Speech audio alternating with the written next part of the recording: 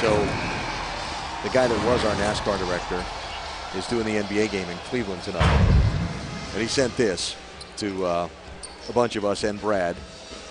as Brad with the old cheesy mustache. That is great. The he just seems like a great guy too.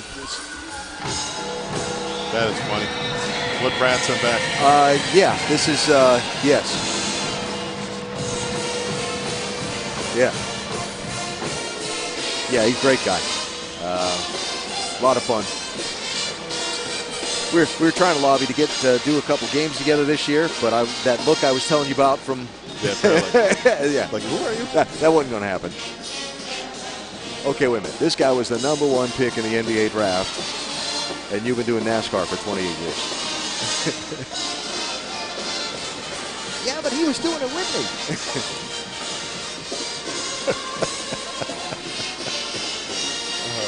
That's funny. It was actually, yeah. But I can see the look right now. Oh, yeah. Oh, yeah. He kind of leaned to the side like.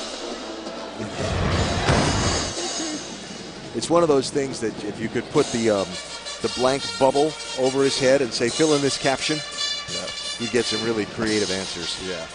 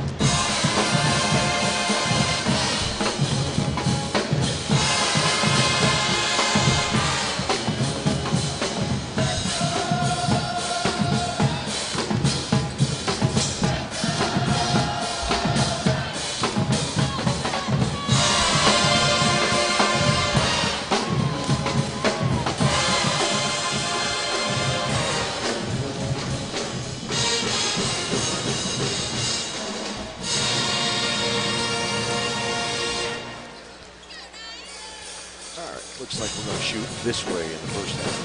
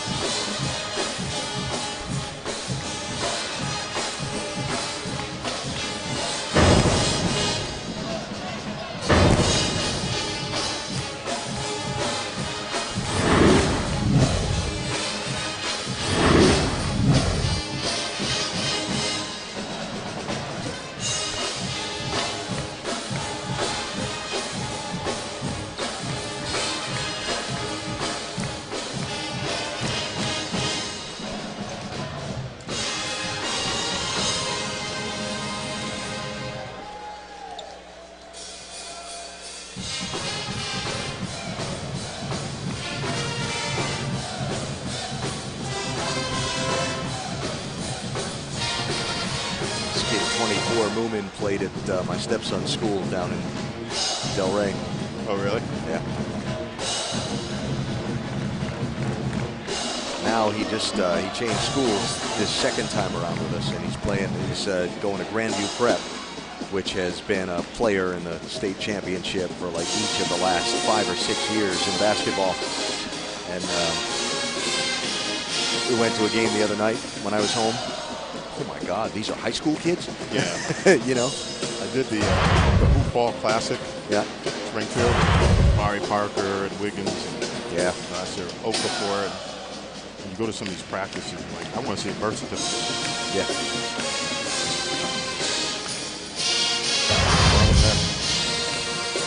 Anquan Bolden's son was one of the players on, on the team. It's like massive. You know. All right, wait a minute. He's a freshman? Really? I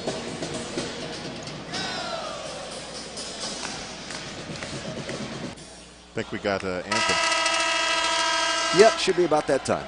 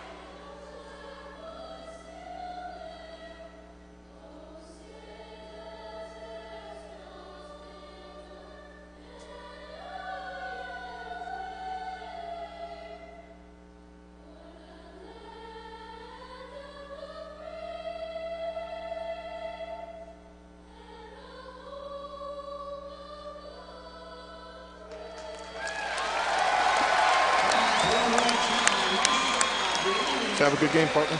Yes, sir.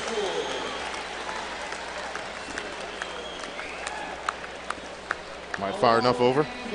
Yeah, oh yeah. Good? Okay. All good. Yeah.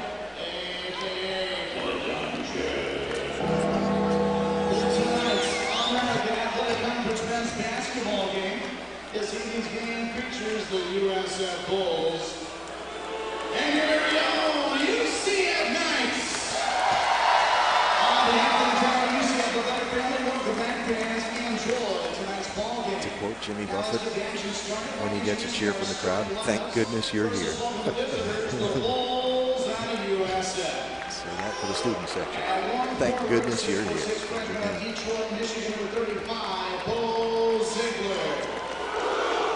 At center, 6'11" freshman. Yep, Holston the big sub as Murillo is out. And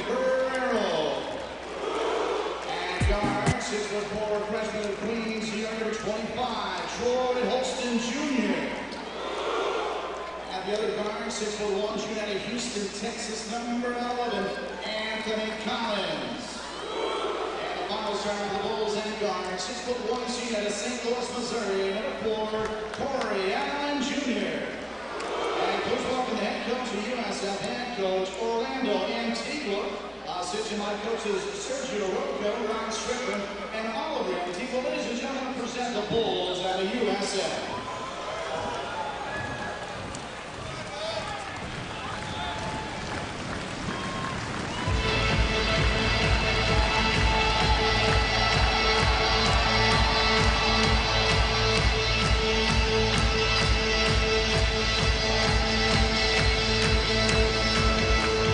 All right.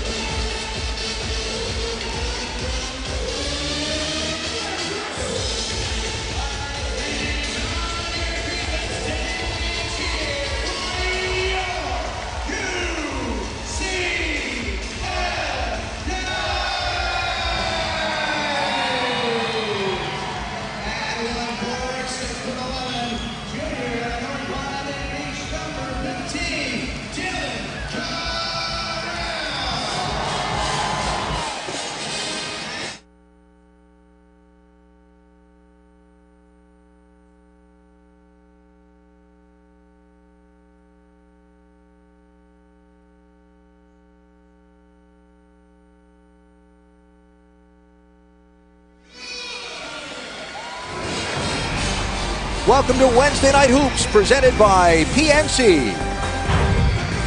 It's the American Conference on ESPN, tonight featuring the I-4 rivalry as the USF Bulls have traveled up the highway to face the UCF Knights at CFA Arena in Orlando, Florida. And hello from courtside, Alan Bestwick, joined by former BC Eagle and pro basketball guard Malcolm Huckabee. Tonight you're going to see a great game. Two teams that are struggling, but a way to get better, always to beat your rival. And the last two between these teams have each been settled by a single point. And featured in that matchup tonight, a couple of the highest scoring players in the American. USF is led by Corey Allen Jr., second in the American Conference in points per game. He is a handful to keep out of the perimeter. In his last 3 games, he's averaging close to 23 points per game. Like the rest of the American Conference, UCF is going to have their work cut out trying to keep him out of the lane. And then on the other side, UCF is led by B.J. Taylor, one of the best guards, not just in the American Conference, but in the country. He is an outstanding freshman guard, 7th in the American in points per game at close to 14 points per game. Alan, we're in store for a fantastic backcourt matchup tonight. And each of the teams starting with the 3-guard lineup. Although one critical illness, Nehemias Murillo, one of the normal starting trio of guards for USF, is out with an illness tonight for a second straight game.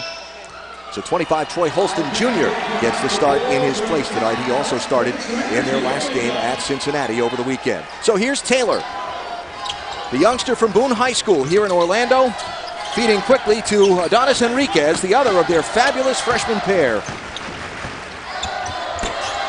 Enriquez's drive won't go. Quick rebound for USF. And their excellent point guard, Anthony Collins, handling the ball. Off quickly to Holston. And now in the hands of Corey Allen Jr., second in the American Conference in scoring. Allen, UCF comes out in a 2-3 matchup zone. Inside, Bo Ziegler. It won't fall for him. Fight for the rebound. Goes out of bounds. It's off of UCF. And it'll be the Bulls' ball as again a look at the starting lineup. Troy Holston Jr. in for the ill Nehemias Murillo in that 3rd guard spot. And on the other side, again, the 3-guard lineup for UCF.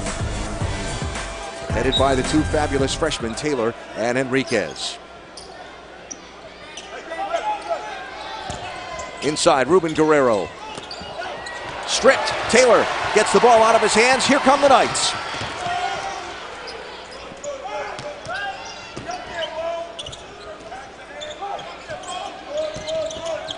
Taylor feeds Brandon Goodwin.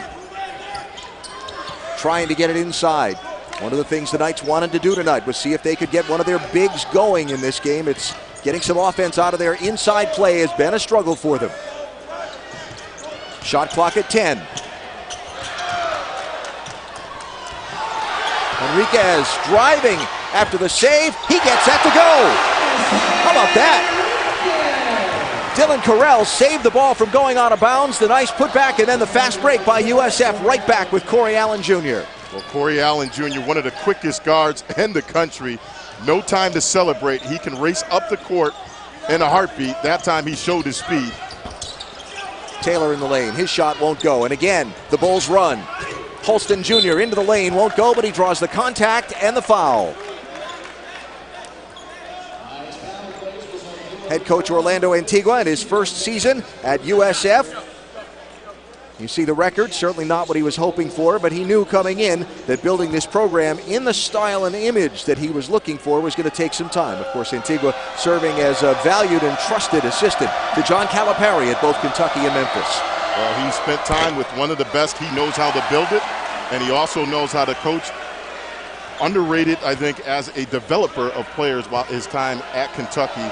An excellent job there, and I think the future is very bright for this USF program. Holston Jr. with the free throw there played 39 minutes in their game against Cincinnati, in which he was a sub in the starting lineup and had a season high and a career high 16 points. B.J. Taylor just his 2nd game back after being injured, and a whistle and a foul down low. 33, Ruben Guerrero whistled for the foul, I believe. There is Donnie Jones in his 5th year as head coach of the Knights. And again, another trusted and valued assistant at another big national program. Both guys know how to get it done. Both guys have won national championships. We'll get into that a little bit later as assistants. And certainly they know, they've been around, and they know what it takes to build a program. Jones serving under Billy Donovan up the road in Gainesville at the University of Florida. Allen Jr. drains the three. Well, Allen, I talked about it at the tip. He's the second leading scorer in the American Conference. Last 3 games, he's been on fire, 22 points per game in those last 3 games. He is a matchup nightmare on the perimeter. He can shoot it from deep range, as he showed on that last possession, and he's one of the quickest guards in the country. Brendan Goodwin with the ball, drives the lane, draws the contact, won't go down, but that foul will go on 35, Bo Ziegler, and that is his first. Ziegler and Guerrero picking up 2 early fouls. The 2 big men for USF has been a concern of Coach Orlando Antigua in recent times, and something he was hoping to avoid tonight, as he talked with us earlier today at shoot-around. And you like Guerrero's aggression. You look at his number, he's 4th in the conference in blocks per game, 1.7 blocks per game. But what you don't want, as you talked about, is your big to get fouls early in the game.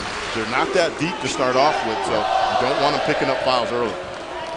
Both ends of the free throws made, a 2-point game. So far, Corey Allen Jr. handling the ball here with 5 points of the 6 that his team has. Inside, Ziegler, back outside. The floater won't go for Allen. Rebound tapped out of bounds. That'll be Knight's ball. Well, that was a good job that time by UCF closing out on Allen.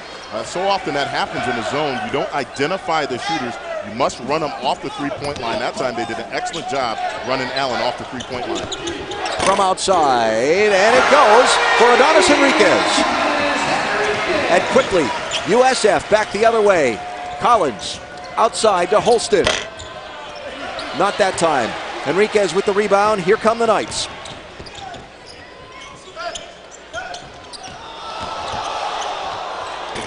Won't go. Collins floats. Allen, how about that for athleticism?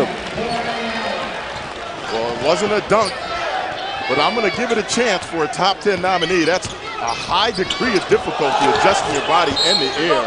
Nice little alley-oop finish by Corey Allen Jr. Now, he didn't have the dunk. This is a beautiful heads-up play, and then adjust your body, defender coming at you. That's a difficult shot. Corey Allen Jr. made it look easy, adjusting his body in air and then finishing. On the other end, the ball swatted away by Bo Ziegler. The Knights get another shot at it from outside. It won't go for Goodwin. They fight for the rebound. Ziegler comes up with it as Taylor couldn't get it away from Collins.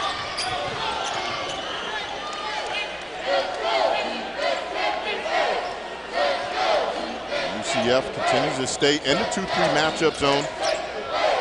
Allen alone outside, but he couldn't make that one fall. Here comes Taylor. Taylor to Henriquez.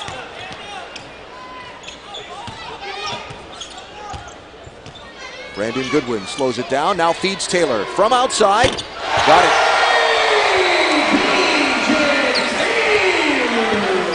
That's a breakdown by USF.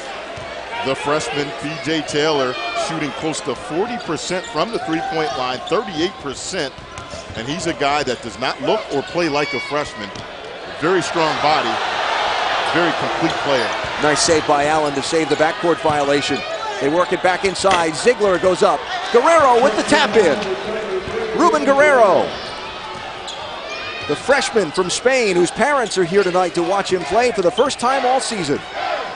They got to be happy after the long trip, seeing this young man play. Beautiful work on the offensive glass. Enriquez on his 3rd look at the basket. Drops it in. 7 points for the freshman from Orlando. We're seeing a lot of talented freshmen in this game. I think the future is very bright for the American Conference. And these guys are only going to continue to get better. So the Knights now with the lead by 2. Collins trying to find some room inside. Guerrero taps the rebound out, but the Knights come away with it.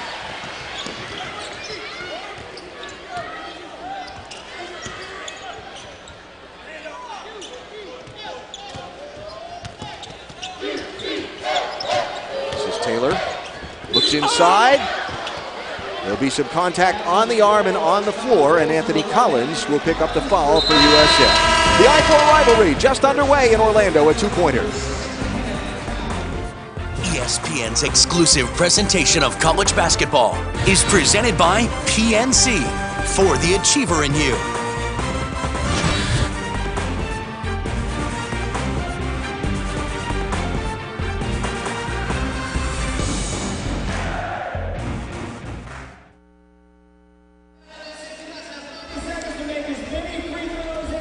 Yeah, I like it. It is. It is great.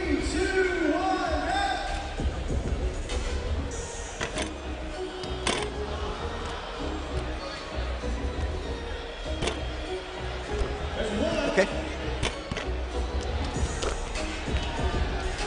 Yep. 15 seconds. 10 seconds. Yeah. Okay. 5, 4, 3, 2, 1. What we got on this end? What we got on this end? Thank God you guys are so okay. Papa shot winners tonight. Hey guys, it's time for the Geico dance game. Let's see if you guys are feeling it tonight. Keep your eyes up on the big screen. You might make it win.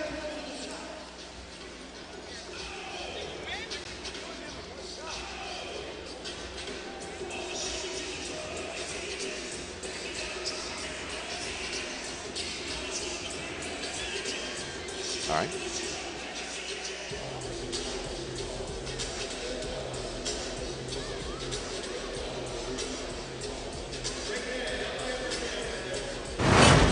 Back in Orlando with the first of two meetings this year between UCF and USF. You know the old phrase, when these two teams get together? Well, you finish that off with drama breaks out. The first of the two last year, February 4th. Victor Rudd had a double-double and then a foul with 0.8 of a second to go. Set up free throws, made one, missed one. The try at the full court shot.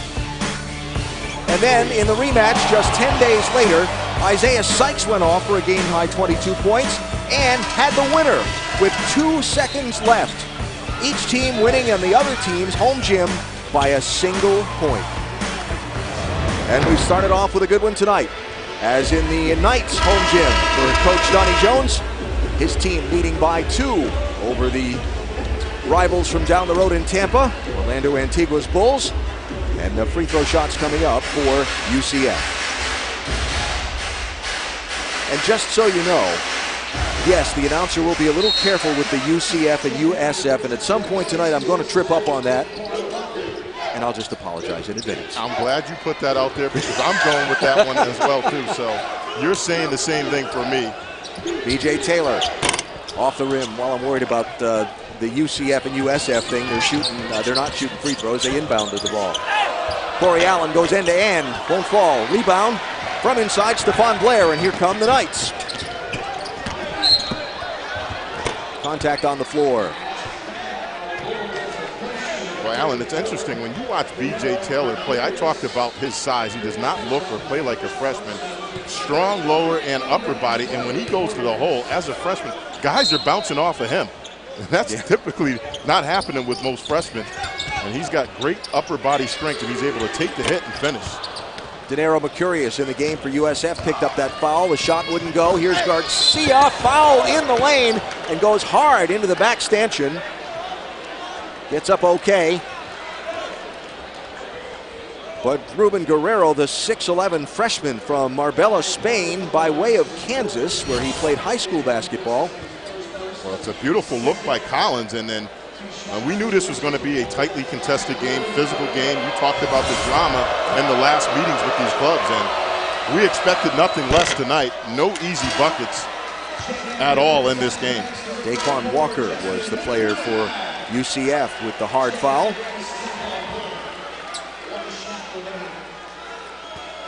As Casey Wilson checks into the game, 32 for UCF. Wilson missing most of the last 2 games after getting a concussion.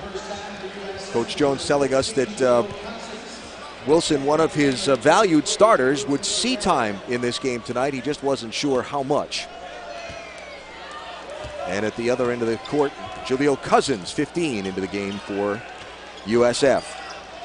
A couple of big bodies now to match up in the middle. Cousins, 15, and 34, Justin McBride with the ball here for UCF.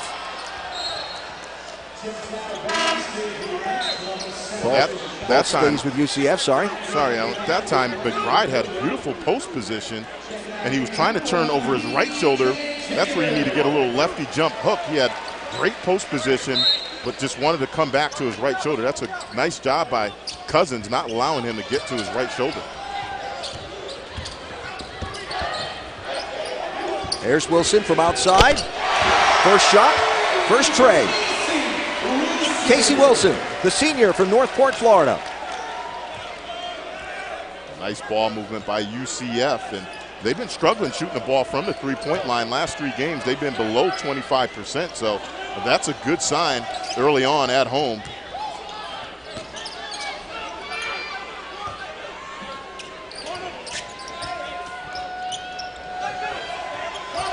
Curious inside to Drake Clayton. All the way around the other side. Allen blocked.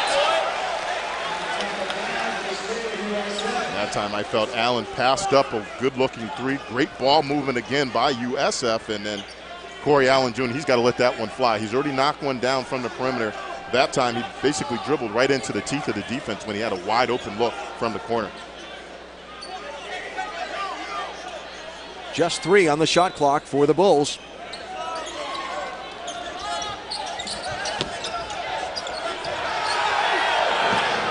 From outside, Clayton hits nothing. Here come the Knights. Daquan Walker pulls up, pops and hits. Timeout, USF. Daquan Walker on the board. 6-point game.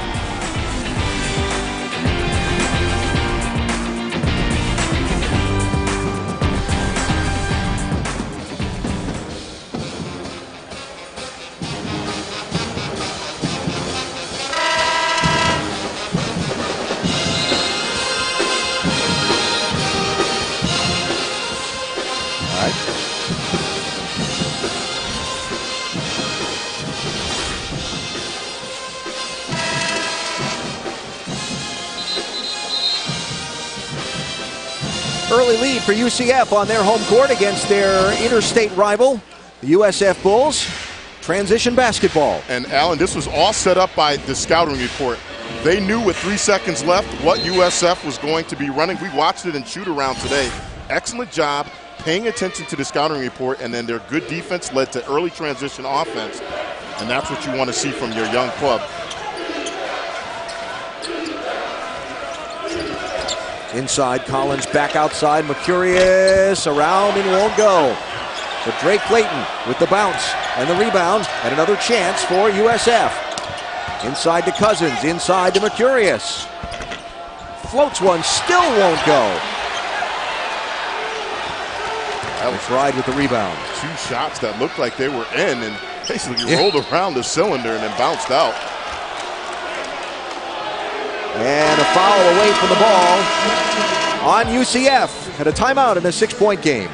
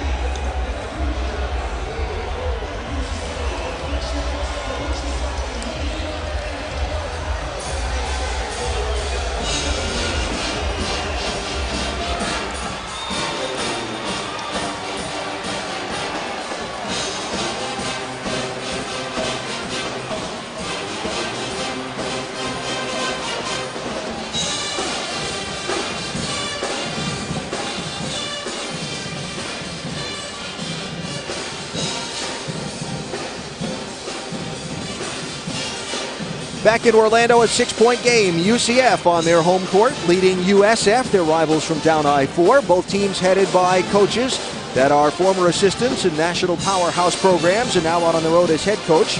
Donnie Jones for the Florida Gators, working under Billy Donovan. Unbelievable the experience that these two coaches have had, working under two of the best teachers of the game. And then you look on the other end, Orlando or Antigua. A lot of success. These guys have won a lot, obviously both national championships, and they've recruited and then also developed some of the top NBA talent now that we're seeing on a lot of ESPN games. And I think the future is very bright for both of these programs. They got some young talent to work with, and these guys know how to develop them. And developing them in very different ways. Antigua from the New York City area, and he's done a lot of recruiting for this first USF team in the New York City area. And Donnie Jones has really hit home runs here in Central Florida and in Florida in general for a lot of his recruiting in his time here at UCF. And at the end of the day, the key thing is they're bringing in talented players. And you know now the college game is international. It's all over coast to coast. And both of these guys doing an excellent job.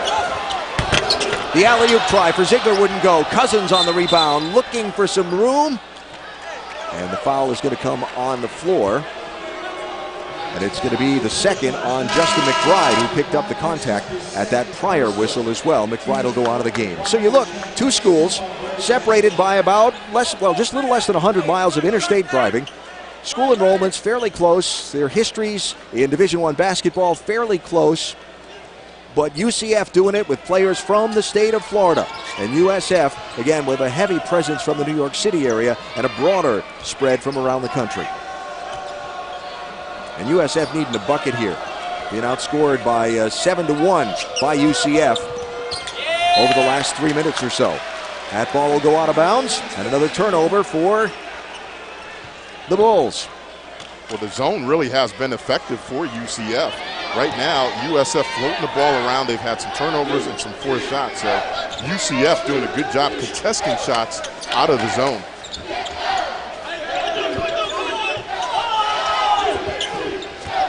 Enriquez drops it inside. Wilson back outside. Good aggressive defense here by the Bulls on this possession. Shot clock inside 10. Long range shot and through for Daquan Walker. Well, that's one way to break the zone, and that's something that UCF has struggled against. Remember that game against East Carolina? Yeah. They should be 2 for 16 from the three-point line, and most of it was out of the zone. So certainly a beyond NBA three will pull teams out of it if they can continue to knock down threes at this clip. And on the other end, the Bulls struggling from behind the arc so far in this one.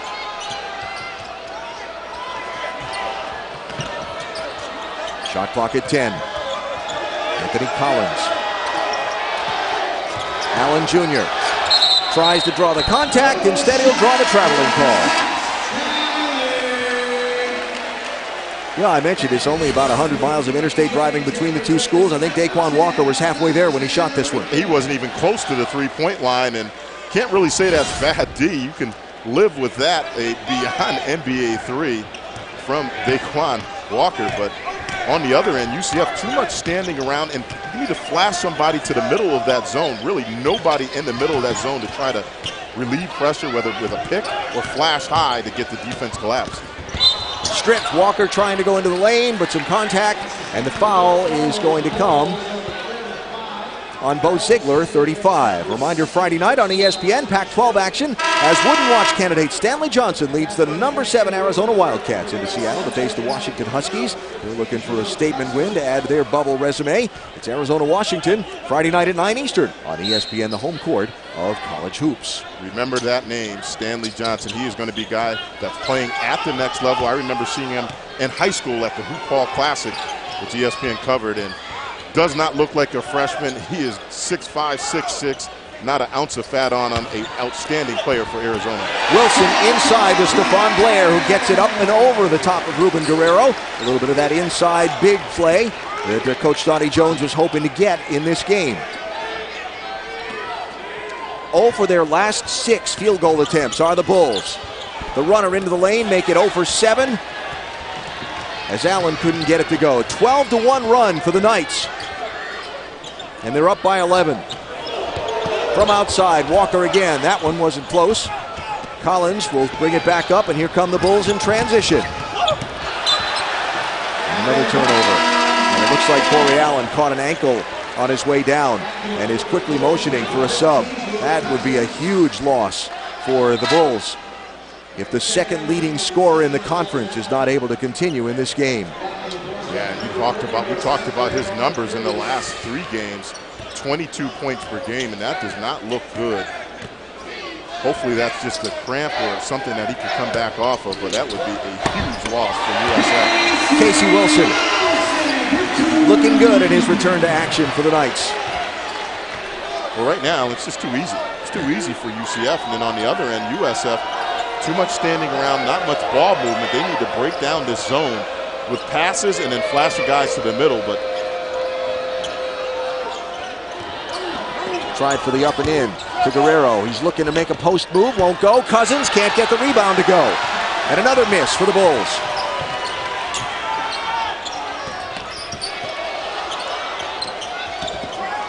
Walker feeds inside, and Blair with the jam right in front of the student section. Timeout, USF. Students were lined up outside the arena an hour and a half before the game, waiting to come in, and right in front of them, a little energy. Beautiful ball movement again. Nice use of the ball fake, getting the defense moving, and that's how you want to break down the zone. Dribble, drive, kick out, get a little head fake, ball fake, and then break it down, and then find that soft spot, which typically is the short corner or the middle of the zone. UCF right now putting on a clinic, breaking down that USF zone. And USF in a world of hurt right now because most of their offense in this game has been generated by that young man, Corey Allen Jr. And right now he is on the bench in obvious discomfort. I thought he landed on an ankle.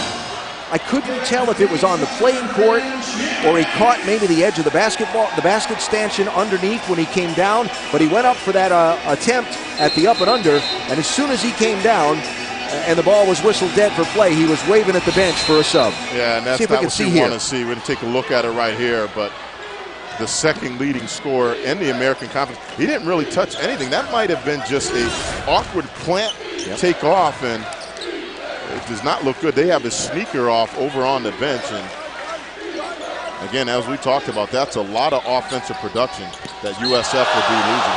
Goaltend there, Stephon Blair swatted away the ball. An immediate timeout. And a 15-point lead for UCF over USF halfway through the first half.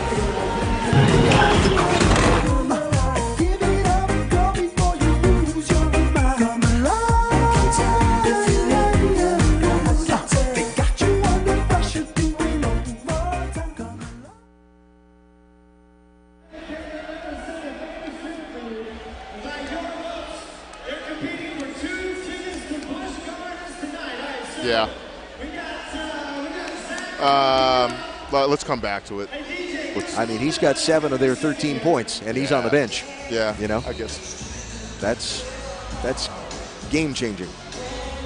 Do we know what time he went out? What that possession was? I forgot to write it down when it happened.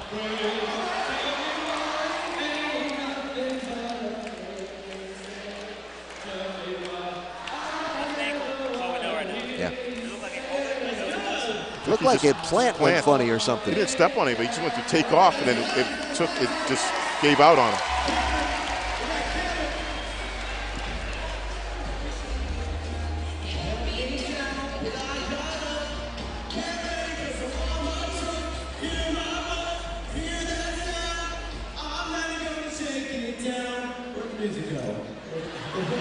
Okay. Looks like they're rewrapping things again.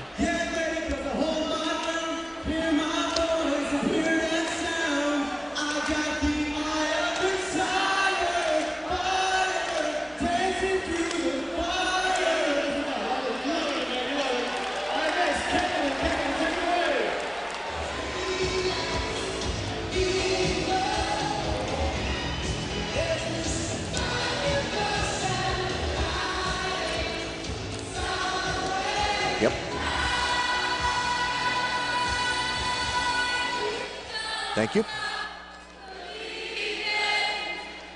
A little less than 8 minutes remaining in the first half. UCF out to a big lead over USF. And story of this game, the leading scorer for the Bulls, who has 7 of their 13 points in the opening going. But at the 8-minute and 50-second mark left in this first half, went up or came down awkwardly on that left leg.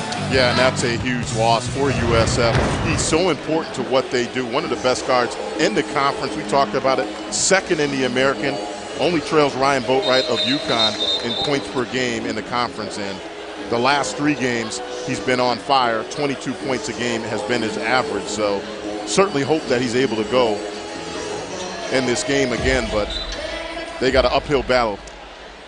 Well, they've got an uphill battle regardless, because now they've fallen behind by 13 to UCF. B.J. Taylor handling the ball. Here's Daquan Walker.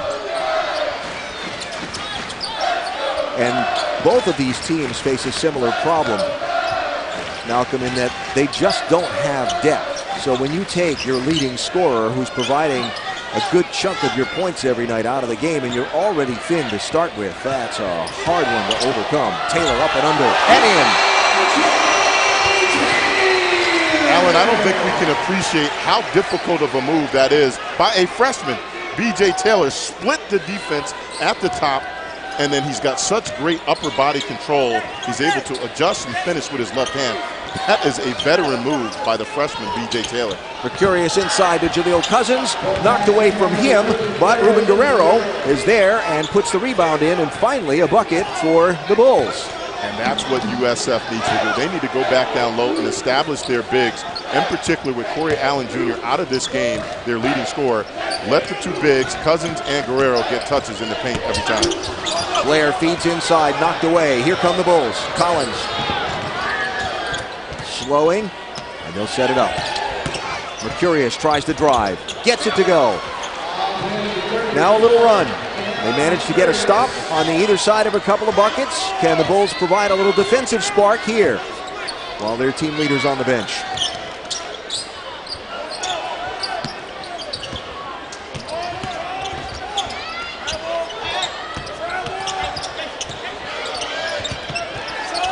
Every attempt to drive is met by resistance. And again, a turnover. Mercurius swatted away. Taylor coming all the way back on the defensive end to knock that ball out of bounds. Well, that was great deep transition defense by UCF, but on the other end, I think the turning point in this game for USF, and the reason why they're on a little mini run here, is their defense has been excellent. That last defensive possession for USF, contested, but then right here, great transition defense by UCF to break up a easy transition layup.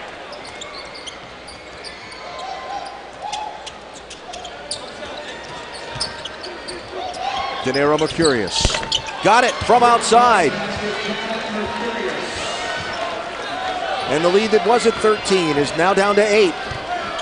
All set up by Anthony Collins, second in the American Conference in assists per game. Close to 6 assists per game, and beautiful find, beautiful ball movement by USF on that last possession. Told you. Taylor driving, throws one up, and the put in by Stephon Blair on the alley-oop. The 6'9" junior from Fort Lauderdale, big number 52 on the board.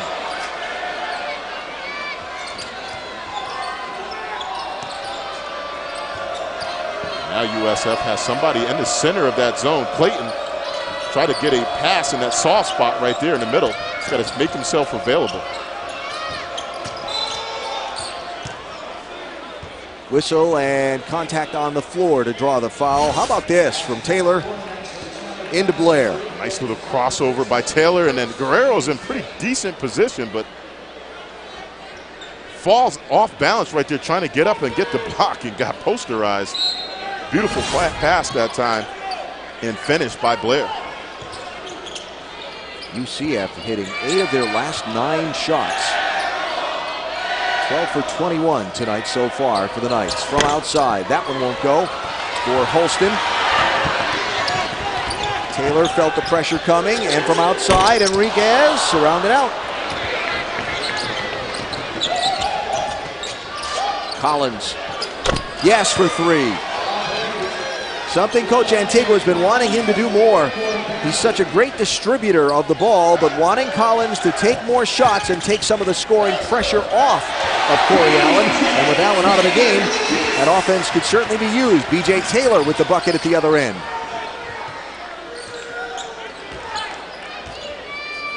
You're absolutely right about Collins, a guy that not known for his shooting, but speaking with Coach Antigua, that's something that they really wanted him to do more of this season. He worked on his shot, and they're going to continue to need his offense, in particular in this game, with their leading scorer on the bench. Drake Clayton can't get it to go. Guerrero tried to save the ball, can't keep it in bounds. And timeout with the ball going back to UCF. Anthony Collins from outside, something his team's going to need more of tonight if they're going to win.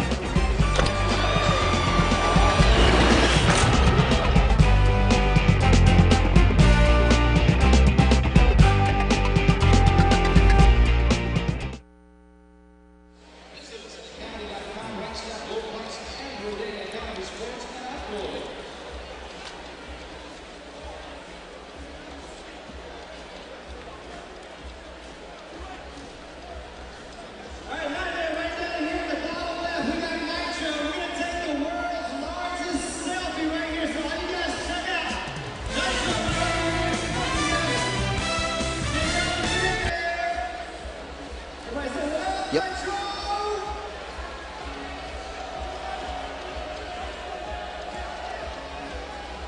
Okay.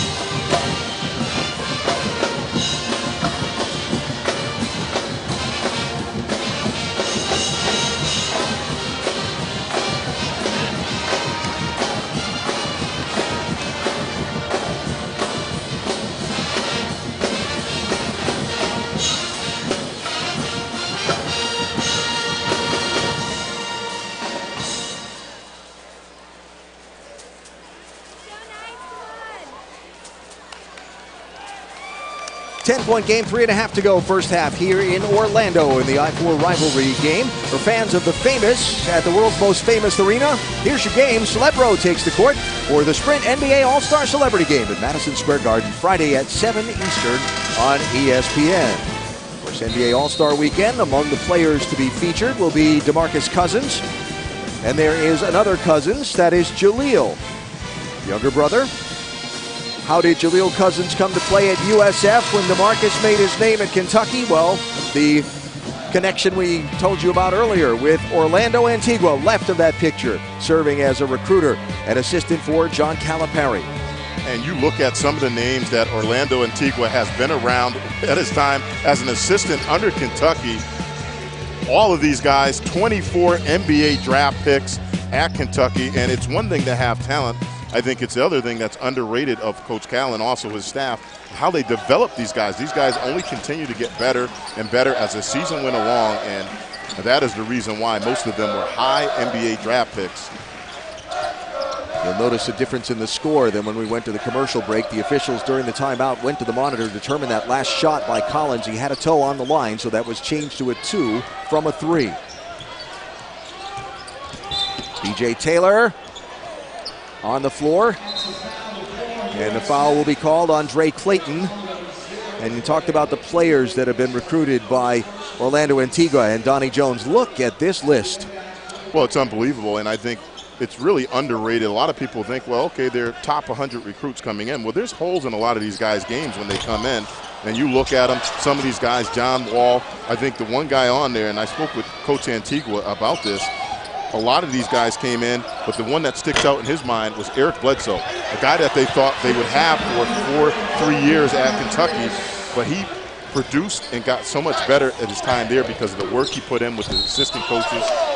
that he developed into a first-round draft pick, and now a guy that's playing for a huge paycheck in the NBA. So I think that's a key point to recruiting talented players. It's one thing to get them here, but then it's another thing to develop them, and that's something that both of these coaches have done at their respective times at assistants, one at Florida, the other at Kentucky.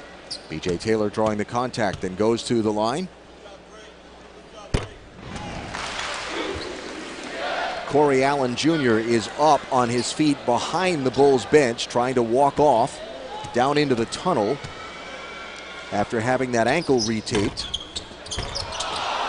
Rebound fought for on the miss, and Guerrero came away with it. Goodwin came down and broke it up, and then gets fouled as Collins reached out trying to get the ball and got a piece of Goodwin.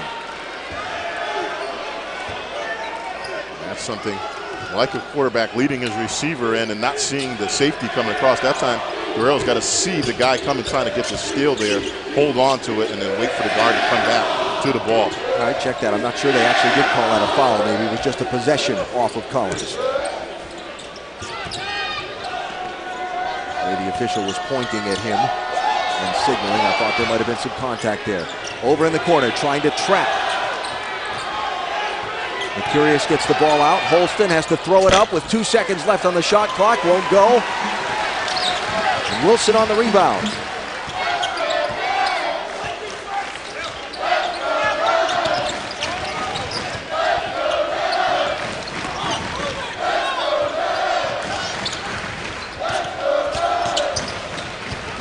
Taylor throws it up and inside. Blair with the turnaround, won't fall. Guerrero gets back at the last second on defense. Here comes Collins. Minute and a half to go, first half. 9-point game. Holston swatted away by Blair. With numbers. But Enriquez a little out of control on that. He looked up to see if they had something they might make at the basket and lost control of the ball. Well, that time, that's a freshman mistake right there. Instead of making the simple bounce pass for an easy deuce, he was trying to make an alley-oop pass. Now, you can see right here, beautiful defense, outside defense. Then it's off to the races. Taylor gives it up quick, and then right here, this has got to be a little bounce pass. Instead, trying to go wrap around. I'm not sure what he was trying to do on that situation right there, but that should have been an easy layup for UCF. Simple answer is he probably wasn't quite sure what he was trying to do there either. Right? Got caught in between right there. Holston off. And down to a minute to go.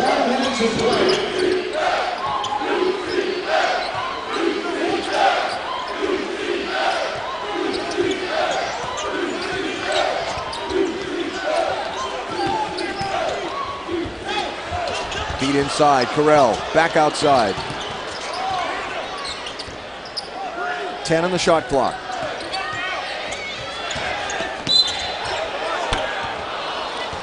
And the foul called on the floor, Andre Clayton for USF. And coming up at halftime, Brendan Fitzgerald and Dino Gaudio will remember Jerry Tarkanian. Sad day today in college basketball. The Hall of Famer passing away. Sad week, really, when you think about it, with Dean Smith and Tark, and two of the all-time greats in college basketball coaching. Yeah, my prayers and thoughts go out to both families. Obviously, all of college basketball. I think basketball in general lost two of the greats this week. Obviously, Dean Smith passing earlier, and then Jerry Tarkanian. Two guys, if you're a basketball fan, you grew up loving those teams, loving the way that they coached, and certainly a sad day and week, as you talked about, in college basketball. So more on that coming up at halftime, 35 seconds from now. So the free throws make it an 11-point game.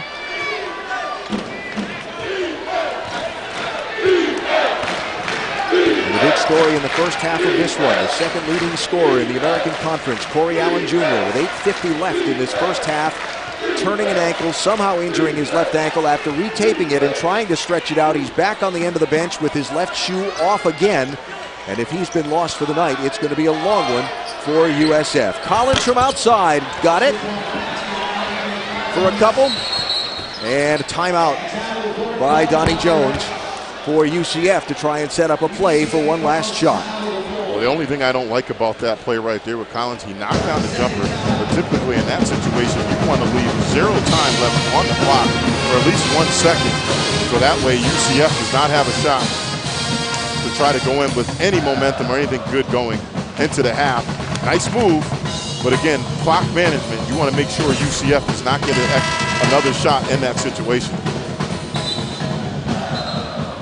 So 3.3 seconds for the Knights. They'll have the ball out by center court. See if they can come up with a little magic to add insult to injury, literally, on their cross-state rivals. Yeah, we got a good game here. Great atmosphere. We got the student sections here. It's jamming. As we were driving up, they were out here a couple hours before the game, and free T-shirt night here. So, you know, college students, I know it was pizza, T-shirts, anything free, they would show up, and they were out here lined up early before this game, and adding to the environment here, we got a good one, and certainly UCF looking to get a nice boost going into the half. Blair for three. Won't go.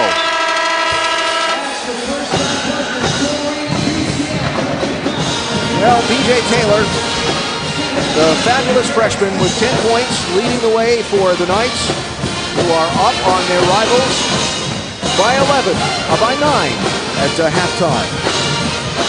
35-26.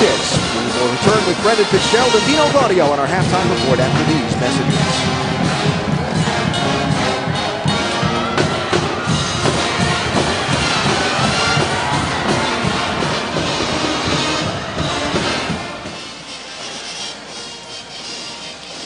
Eight minutes? Okay, I'm good. I don't need to go anywhere. We'll be right here. Yep. B.J. Taylor, and yeah, I think B.J. Taylor. Yeah, UCF was, so we can do the, yeah. Yep, and in particular when they were 2 of 16 in that East Carolina game. So, yep, no, that, absolutely, I like that. All right. And that's interesting. 7-minute span, it went from 10-10 to 26-11. Yeah.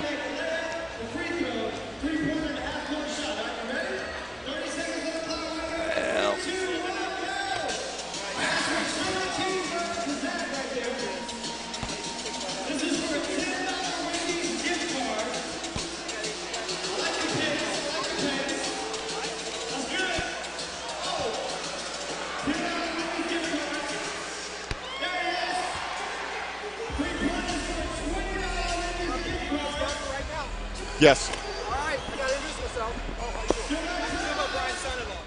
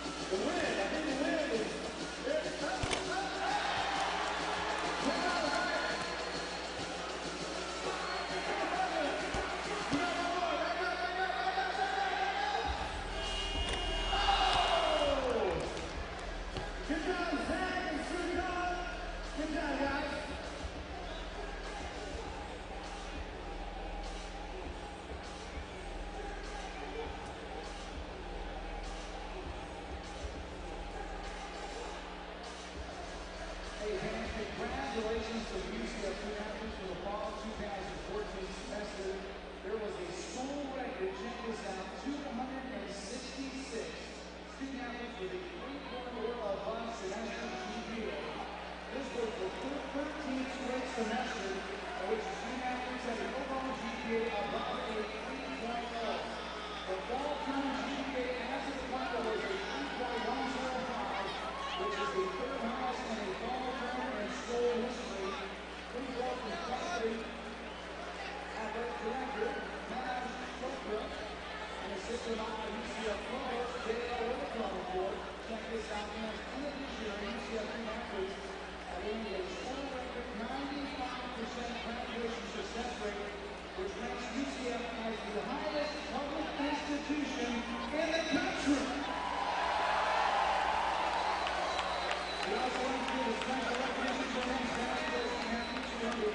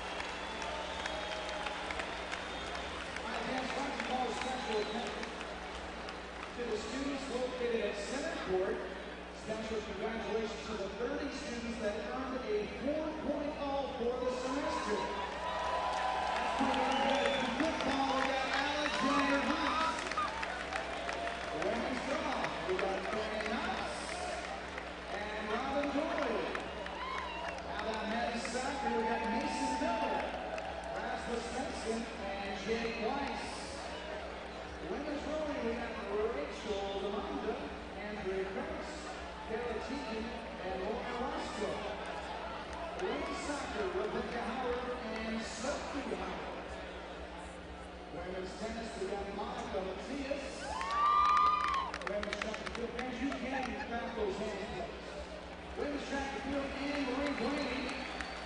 And Marie Jacobson, Laura Bergman, and Gary Ransom.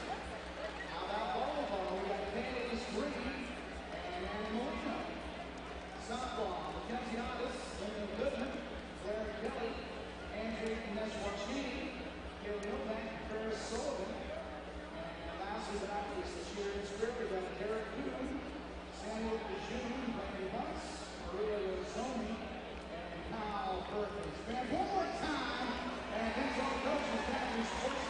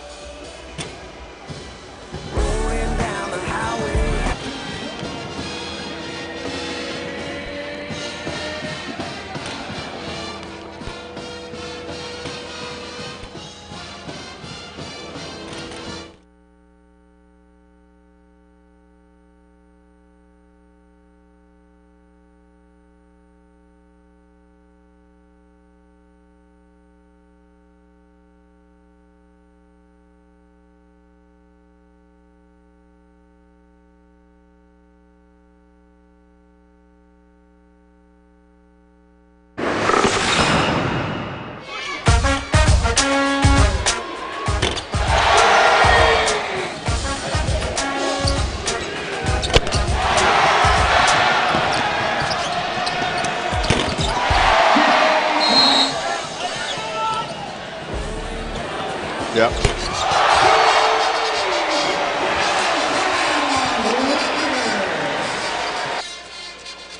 Great stat, yeah. Yep, that's the game. Yep. Or the first half, at least.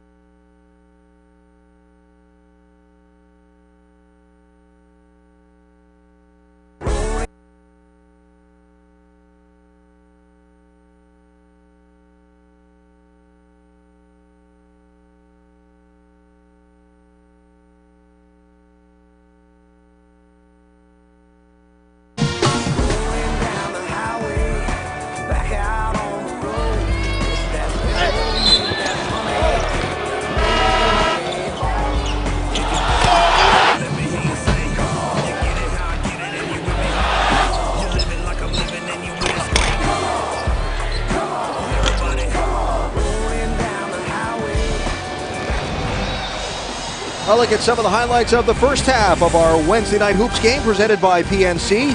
The American Conference on ESPN from CFE Arena in Orlando, Florida. The I-4 rivalry with the USF Bulls and the UCF Knights.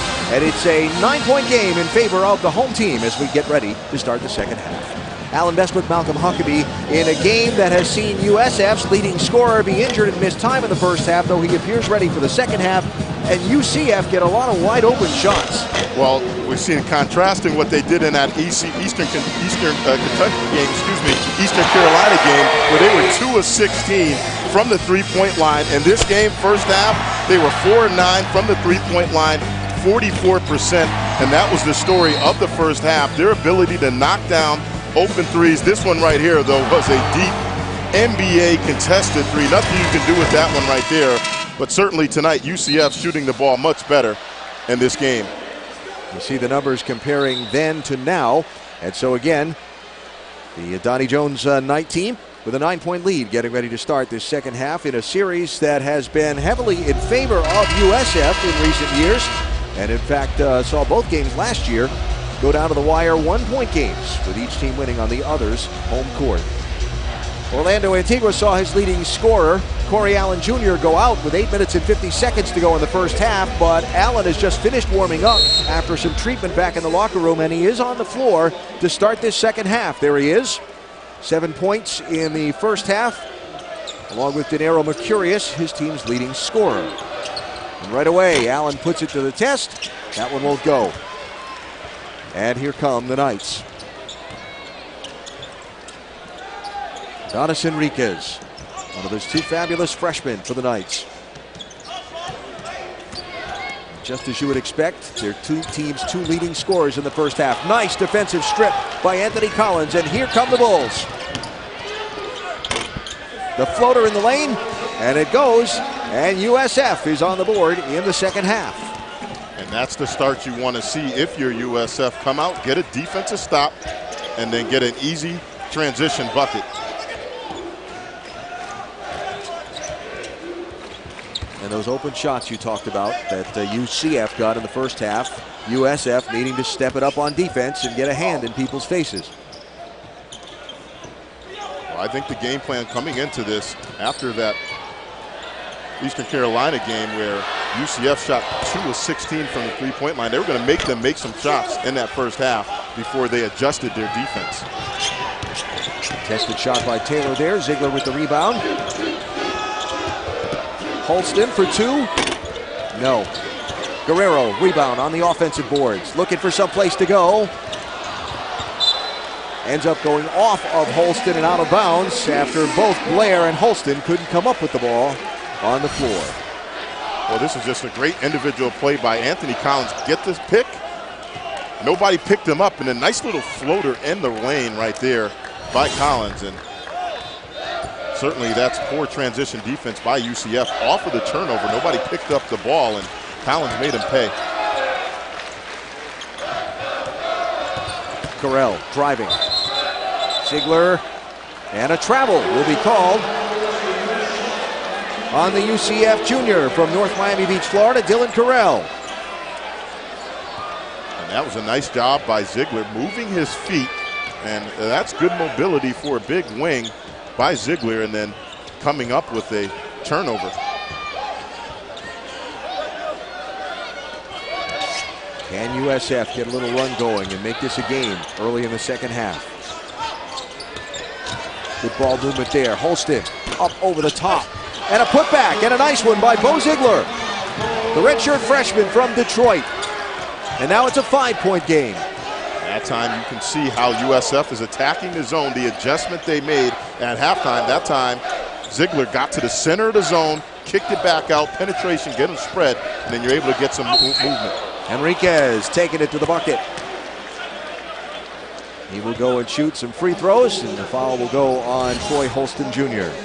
And this is how you break down the zone. Go into the soft spot, top of the key right there, get them spread out, and then you're going to be able to get some offensive rebounds, because out of the zone, when you break it down, then your rebounding assignments break down when you get them spread out.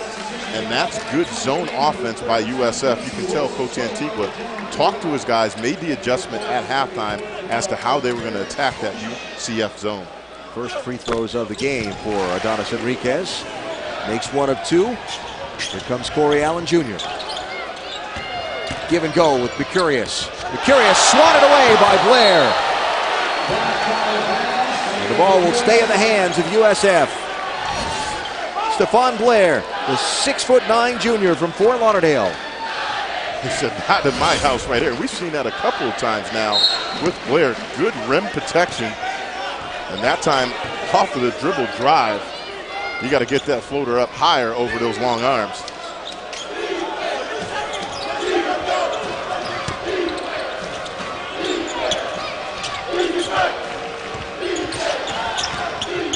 Collins working into the lane, won't go. Rebound to Wilson, to Enriquez. And a 6-point lead for the Knights. Here's B.J. Taylor, the fabulous freshman from Orlando, leading his team in 7th in the conference. In scoring per game, leads all freshmen in the American in points per game.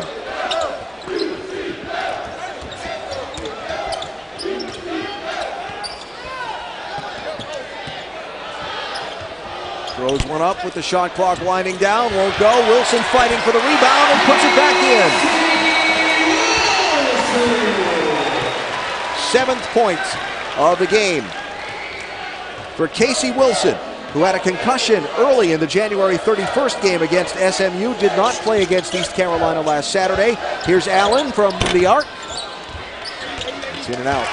And the rebound to the Knights.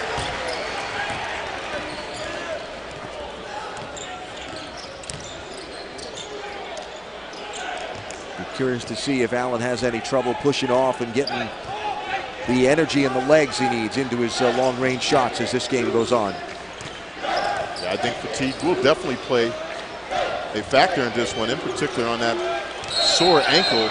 Jump ball. Deeper into this second half. Possession arrow will keep the ball in the hands of the Knights. And Casey Wilson, the senior from Northport, Florida, doing some great work on the offensive glass.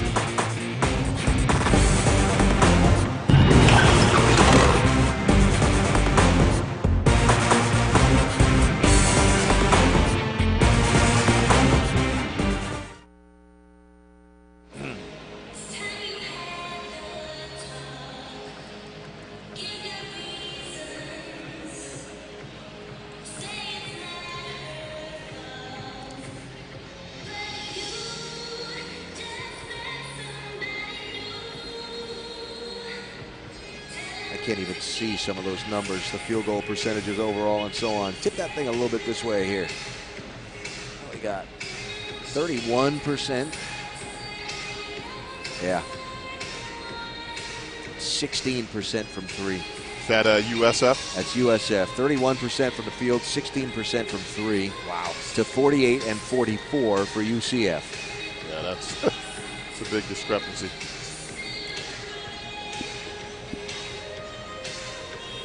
Okay.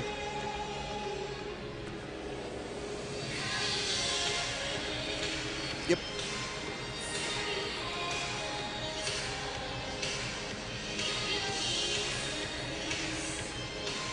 Thank you.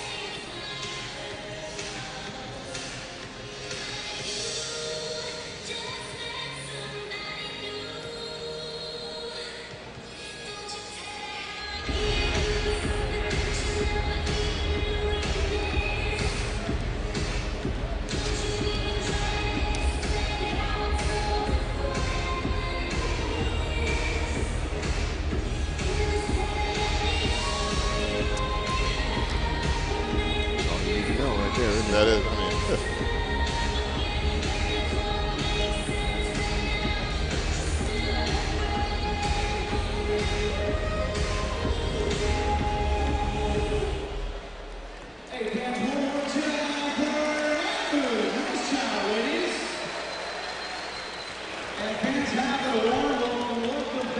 About 5 minutes into the second half, the University of Central Florida leading their cross-Florida rivals, the University of South Florida, by 8 points. Our Saturday showcase presented by 5 Hour Energy this week. A Big Ten SEC doubleheader for you and a good one. Noon Eastern, 23rd ranked Ohio State traveling to East Lansing to face Michigan State. And then at 2, the SEC on ESPN. Number 1 and undefeated Kentucky continues their pursuit of perfection as they fight South Carolina. All coming up Saturday on ESPN, the home court of college hoops.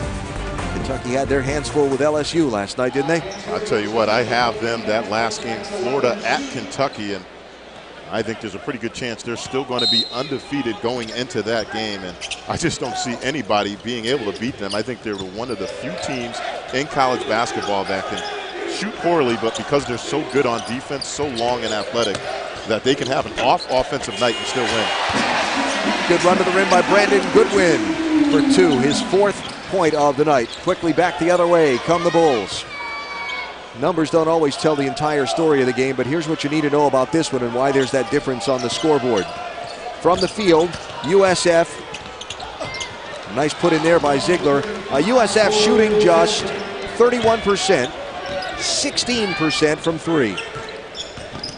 That's really the ball game right there. I mean, you look at it, they're pretty even points off of turnovers. Both teams have 9, and second chance points for USF a little bit lopsided, but other than that, you said it, that 16% number, 2 of 12, has been the story in this game. And I think USF, they started off the half, I think, attacking the zone different, but when you're shooting that lower percentage, you got to do something different, try to get some easier buckets, get some steals, but you certainly can't continue to shoot the ball from the three-point line when you're not knocking it down. Second foul for Ruben Guerrero. And Stephon Blair at the line shooting free throws. And on the other side of the court, UCF shooting 48% from the field and 44% from 3. So there's your difference that's worth about 10 points here in this second half. 1 of the 2, and Wilson on the rebound. Been a big get back for the Knights in this one. They weren't sure how much he was going to play, but Casey Wilson, 32. Having a very good game so far.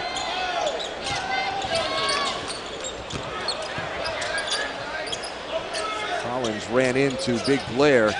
Got right back up. Here's Wilson driving up, under and in. 9 points for Casey Wilson. Well, Alan Wilson known as a really stretched 3-4 guy, known for his shooting, but we see now offensive rebound putbacks, and then that time putting the ball on the ground, defense running at him. Nice move that time by Wilson. 3 wouldn't go for Mercurius, but the rebound came right out to Corey Allen Jr. And the Bulls reset. Anthony Collins with the ball. Inside to Guerrero. They collapse on him in the lane. He still gets it up, but there's Wilson with another rebound for the Knights. Feeds inside for Blair, but it's going the other way on the offensive foul. Not a popular call with Donnie Jones as the referee comes over in front of the Knights bench to signal the foul. I'd like to see that one again. See, looks like Blair is fighting for position right here, and that right arm kind of pushing Guerrero aside a little bit.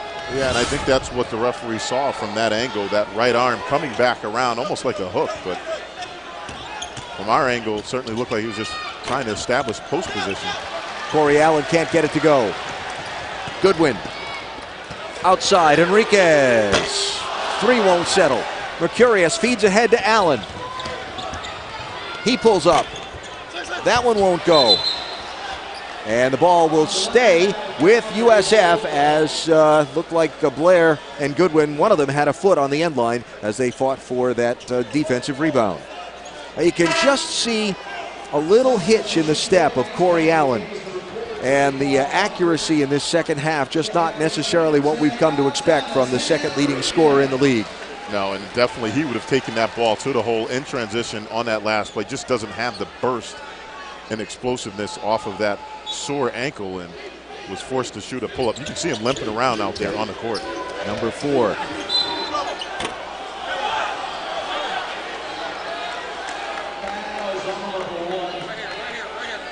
Allen looking for an and one situation, but you got to love his toughness. And speaking with Coach Antigua, he said, look, I'm amazed that, you know, he's not a huge guy, but he gets the most out of his body and, you know, second leading scorer in the American Conference. Just a tough young man. 0 for 5 in this half for Allen, and contact underneath.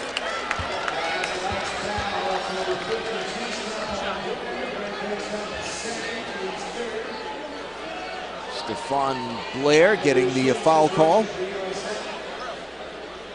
And right now, again, 0 for 5 in this half for Corey Allen Jr. There's Blair, big number 52. 9th all-time at UCF in blocks. Mo Ziegler to shoot the free throws. Ziegler, the redshirt freshman from Detroit. One of those players from around the country that Coach Orlando Antigua has had success getting to come to South Florida. And the future is very bright. He's got some young, talented players. Both teams have very good, young, talented guys. And I've talked about this. That jump from freshman to sophomore year is huge. And I think all these guys out here on the court, freshmen, will continue to get better.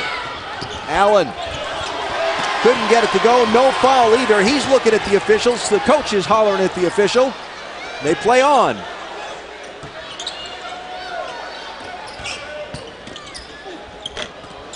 Goodwin can't get it to go. Rebound tapped out to Collins.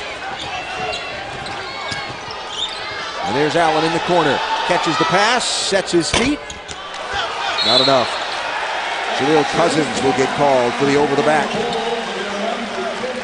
Well, it was a beautiful setup by Anthony Collins. That time he drew the whole defense, very patient, and then found Corey Allen Jr. in the corner. And you know, we talked about it. He's not the same out there right now. And obviously, though, USF needs him even at 60, 50%. They need him out on the court, and certainly got to admire his toughness to stay out there, but he certainly is not the same player right now on that sore ankle. It's up to 0 for 7 in this second half since returning. Here's Wilson, the 3. Having a game in his return from time off for that concussion. Casey Wilson with 12 points now.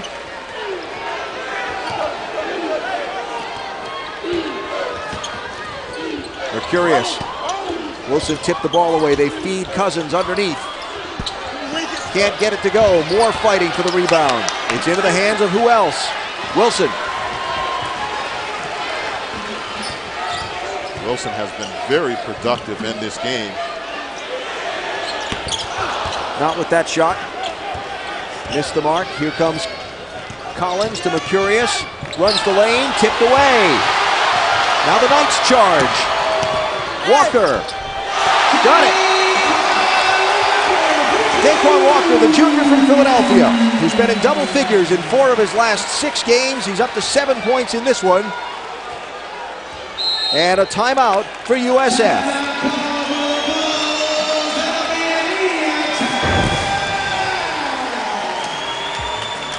Casey Wilson on one end, draining one for the Knights, and at the other end, the lid over the basket continues for the Bulls. And Walker takes it back the other way, and the lead is up to 14.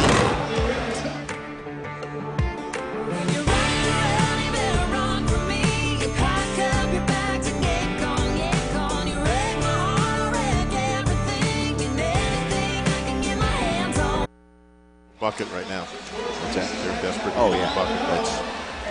And I don't know.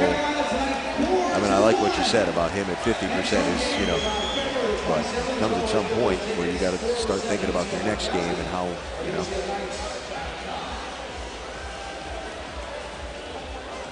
Yeah, he's struggling. I think he's out right now.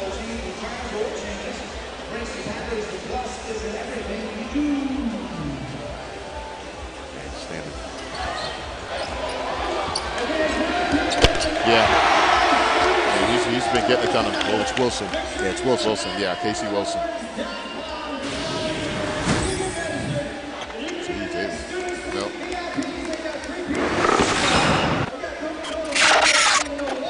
Yeah, Wilson. Okay, there's Wilson. No, that's.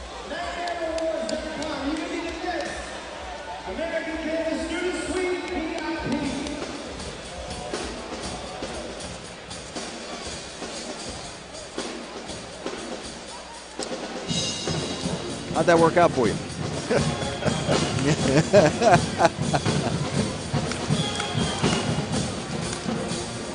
13-4 run for UCF.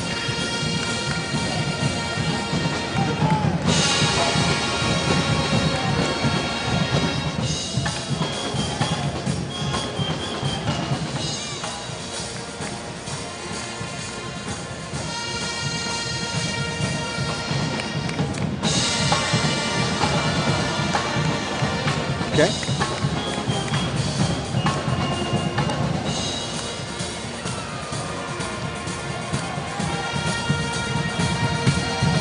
Midway through the second half here in Orlando, and the homestanding Knights have stretched their lead on the Bulls to 14 points. And 2 stories in this second half. One is that number 4 for the Bulls, Corey Allen Jr., back in the lineup after going out in the first half. Their leading scorer and one of the top scorers in the conference just hasn't been able to get it going. And the other is that the Knights are doing a great job rebounding and turning those misses into points. A 13-4 UCF run is being enjoyed by the home fans. And you're right, Alan. That is the story of the game. Corey Allen Jr., we talked about this last 3 games, 22 points a game he's averaged. Does so much for this USF team on offense, and struggling right now on that ankle. And a good inside out, and that couldn't be turned into points by USF. An immediate timeout.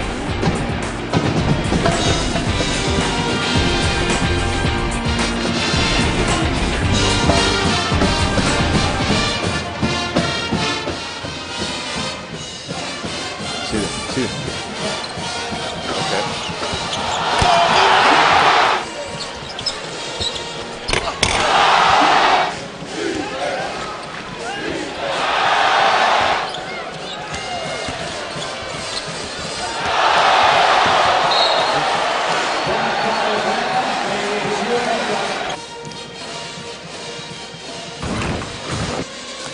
Okay. Perfect. Yep.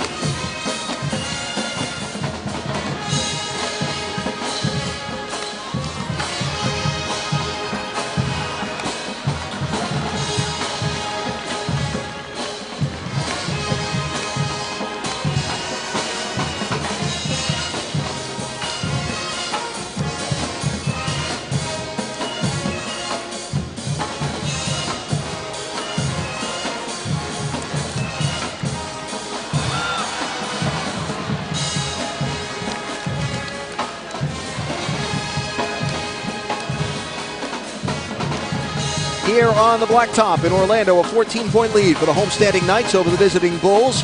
Coach Donnie Jones told us he needed one of his bigs to emerge tonight, and he's gotten that from Stephon Blair.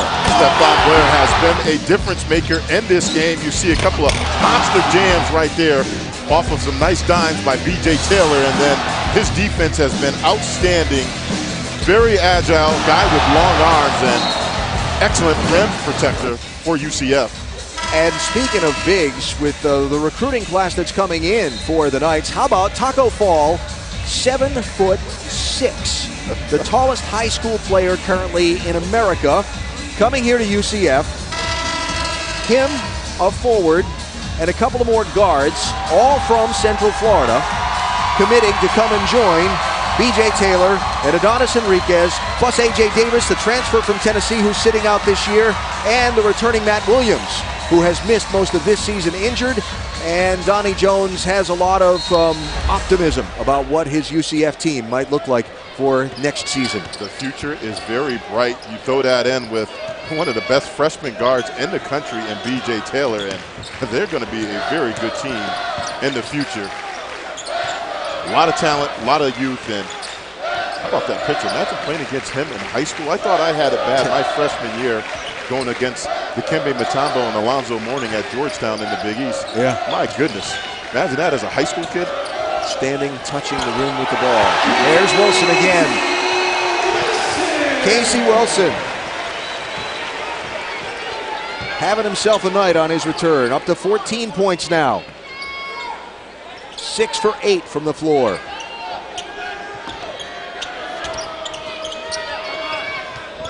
Allen, Son's headband. That didn't change his luck. Collins got a hand on it. Allen got a hand on it. Still the Knights come down with the ball. Guerrero swats it away. And they'll reset to the outside. And I think that was a nice play by Wilson that time, not letting that one fly. Now, look, he's been hot, but he understands his team's got a lead. Now let's work some clock here and see if we can get an even better high percentage shot on that possession. Draws the contact there from Ruben Guerrero. And the third foul on the big man from Spain.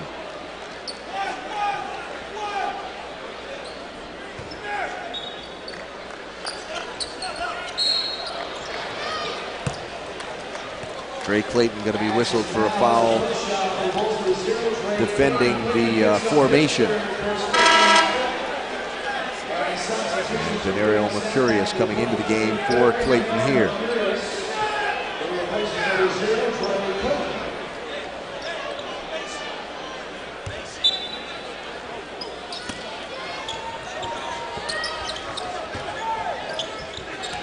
Wilson looking for someplace to go. Mercurius knocks the ball out of his hands and out of bounds. It'll stay in the hands of UCF. I like the change by Coach Antigua. Get Mercurius out there on Wilson, who's shown some ability to put the ball on the floor, known as a shooter, and Mercurius athletic, long enough to get out and defend him on the perimeter.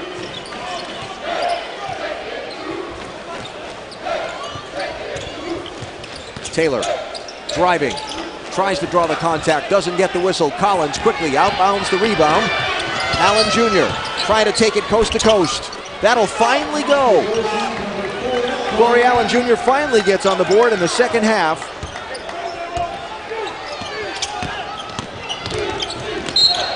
Now USF starts picking up the pressure full court, understanding 8:53 to go, and they got to try to cut this thing to single digits. And this is more like what we're used to seeing out of Corey Allen Jr. in transition, one of the most explosive guards in this conference, and he is a handful to stop in the open court. One of the best finishers. So when you and I had the USF game last week against Temple, we asked about, okay, where'd the headband come from on Corey Allen Jr.? Said, don't know, just came about in the middle of the season. Well, apparently maybe he feels his luck turned tonight because now the headband's disappeared in this second half. 14-point game.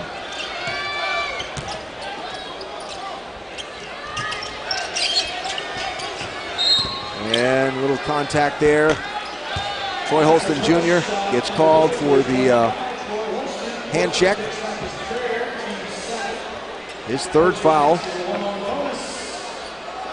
And beginning to see the numbers of fouls add up here for USF. The bonus now for UCF, and Casey Wilson at the line shooting 1-1.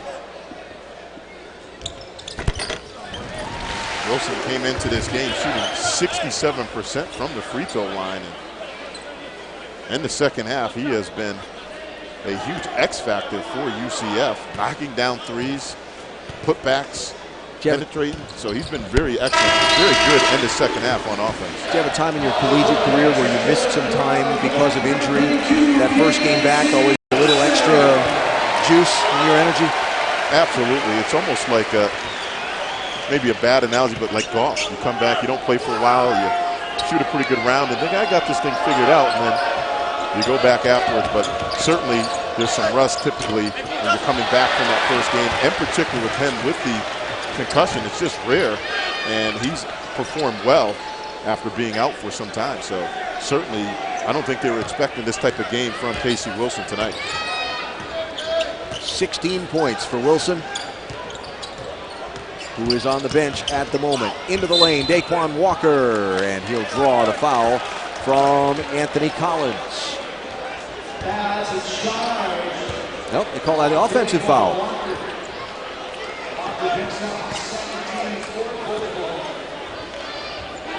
So the ball in the hands of USF, coming back the other way. Allen Jr. worked into a little hole here, looking for some place to go. Out to Collins. Let's swing it around. That'll be short. And a rebound for Justin McBride.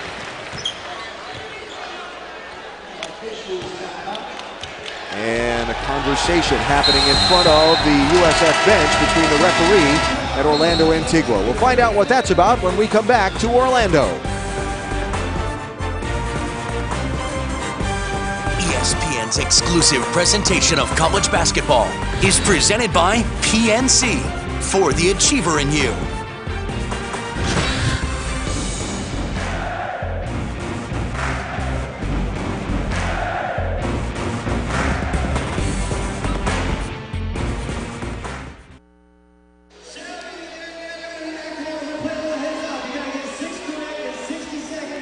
I think something was said that the referee probably didn't like.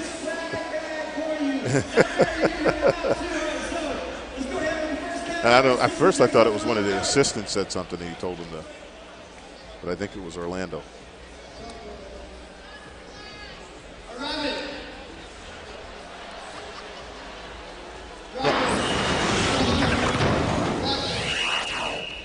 Yeah, another chunk missing for USF.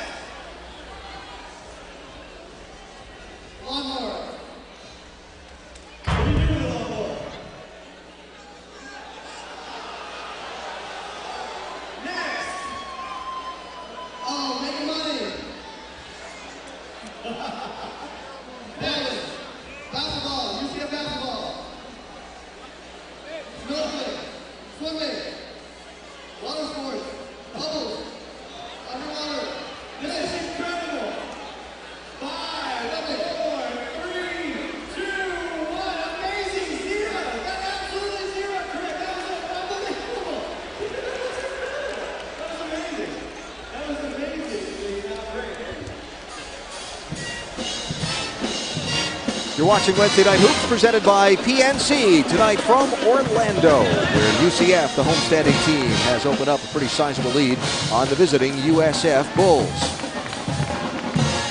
Talked about the difficulties that USF has had with Corey Allen being injured, missing part of the first half. They've also suffered from the loss of Chris Perry, who is the second leading scorer on the team, who hasn't played now in the last 6 games after a health issue. Yeah, and speaking with Coach Antigua, he's a no-excuse guy, but I'm going to make one for him. When you lose your second leading scorer, he did so much for this team. You talk about this 10 points a game, the rebounds, 7 rebounds a game. He was the team's leading rebounder. You take that out of your lineup, and you're going to struggle. So they're dealing with that, coupled with some young players out on the court, and you know that's a big reason why they've struggled in these games to put together some wins.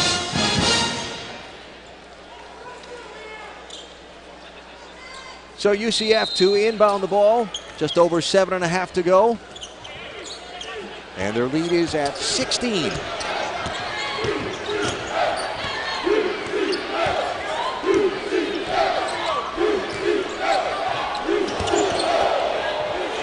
Open from outside and draining the three, Daquan Walker. That was all set up by a crossover by Goodwin. Penetrate, draw the D, and then kick it out. Just a beautiful individual play that time by Goodwin to set up his teammate Walker.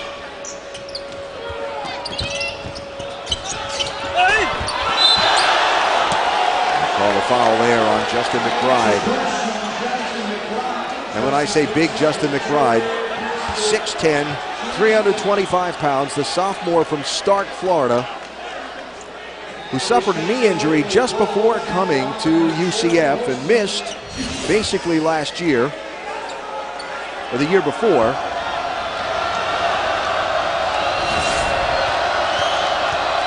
And now shooting free throws in front of the student section is Troy Holston Jr. McBride, a guy that leads the team in blocks. 23 blocks on the season, and only a sophomore. So this guy, look, they have some impressive young guys that, will continue to adjust to this college game. And in years to come, UCF, they're going to be a difficult out in the American Conference, along with USF as well, too. They will not be down for a while. No. And a foul there. Jaleel Cousins will get called on the contact there. Don't forget ESPN's Journey to the Tourney, presented by Sonic, the season-long spotlight on games that'll impact the tournament. Saturday, the Big Ten, number 23 Ohio State battling Michigan State on ESPN's Journey to the Tourney, Saturday at noon on ESPN, the home court of college hoops. McBride sinking the front end with a 1-and-1. You and I were talking before the broadcast today about Michigan State and how you never know, even if they've not had that season during the regular year like we've come to expect of them in the past, if they're in the tournament, you never know what can happen with them. They can make a run. I would never want to see Tom Izzo come NCAA tournament time, and they're shooting the ball better. They got a transfer from Cleveland State out of the Horizon League, Bryn Forbes, one of the best shooters in college basketball, and they can knock down shots. They're going to defend. They're going to rebound. Michigan State, I think nobody wants to see him as we take a look at Cousins. Nice work on the offensive glass.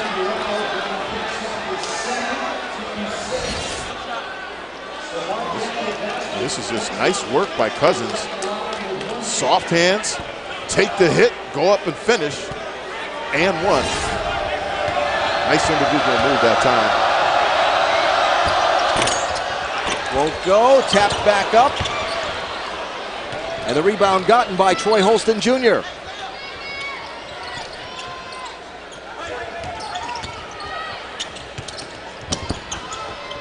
Collins, the Mercurius, 4-3. Well, I love to watch Anthony Collins play. You can see why he's second in the American Conference in assists per game. He just sets guys up, breaks the defense down. I would love playing with him. Puts it right on the money where you can catch and shoot. McBride travels.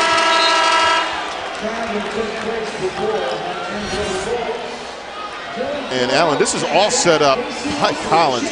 Cross court, break the defense down, and then kick it back out in stride. And that's what you want as a shooter. Have a point guard that knows how to find you.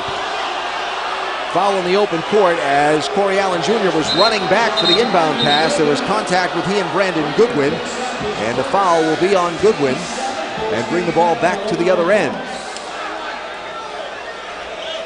And that's not a good play at all. You got a 57-42 lead, 5:58 to go. That's the last thing you want to do if you're UCF. Can't make the front end of the 1-and-1. And here comes Goodwin with the outlet pass. Haven't heard much out of Adonis Enriquez in a little while. Number 10 for UCF, one of their fabulous freshmen. There he is with the ball.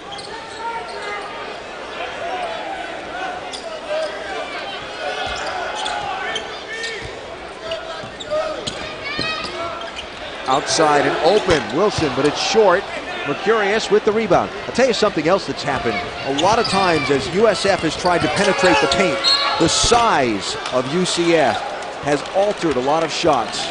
Remember that Donnie Jones told us he wanted to see something out of his bigs. Well, not only has he gotten some point production from him tonight and the rebounding, but when USF has tried to take the ball into the paint, the combination of Stephon Blair and Justin McBride have been there and altered a lot of intentions on the part of the smaller USF guards trying to get into the paint. That's an excellent point, and the reason why USF is shooting such a low percentage from the floor and also from the three-point line. I mean, you look at these numbers, below 30% from the floor and then below 15%. They're at 11% from the three-point line in this game. A lot of that you have to go to UCF, and then I think a lot also too goes to, as we see two guys getting tangled up right here. Certainly don't want that. Been physical all game, but Denaro Mercurius going to get called for the foul on USF, so the ball will come back the other way, and Casey Wilson's going to shoot some free throws at the other end for UCF. And add on top of all of this that USF is shooting less than 50% from the free throw line when they're getting to the line. That Corey Allen Jr. injury really has impacted this game. Don't want to take anything away from what UCF has done. Defensively, they've been excellent. And then on offense, they've executed, but so much of USF's offense comes from Corey Allen Jr.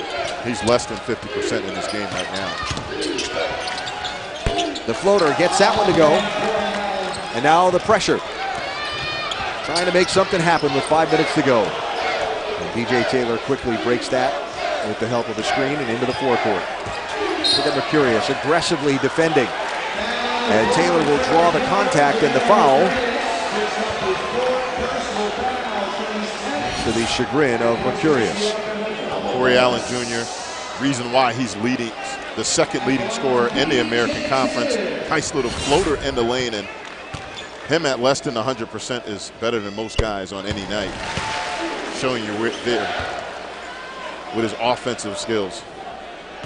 B.J. Taylor, a freshman, and leading the team in scoring, but Coach Jones told us that because Taylor committed to this program so early, he was able to basically, and because he's from Orlando, as Holston runs in the floater, that Taylor basically was able to be around the program all of last season during his senior year in high school. Was able to be around the locker room, able to be around the weight room, just able to absorb the program. And that has taken him from kind of a freshman to a freshman and a half when he started this season back in October. A lot of schools would have loved to have him, the runner-up for Mr. Basketball in the state of Florida, as we take a look at a imbalanced UCF team. And Corey Allen Jr. made him pay, but back to B.J. Taylor, and just an impressive freshman.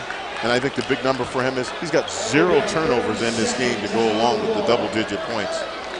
So a 10-point game with 4:19 to go here in Orlando.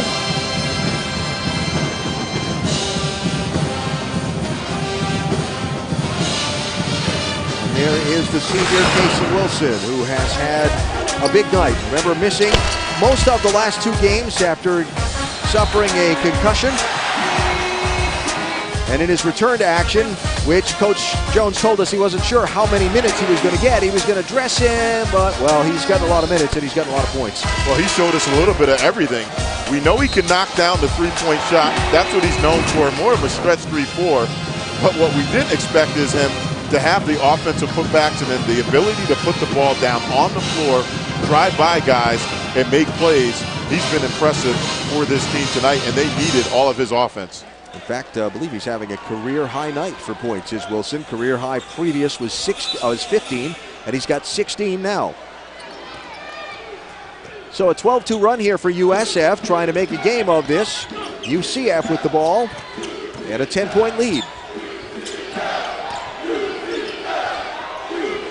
From the outside, Enriquez can't go. Wilson with the rebound, and the putback.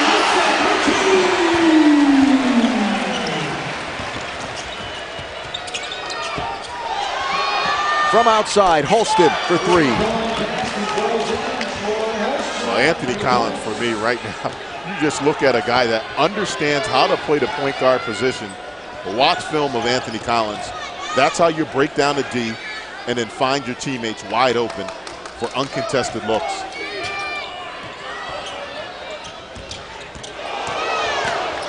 Taylor to the basket. Didn't get the call for the contact out at the top of the key. Gets the call for the contact underneath. And one.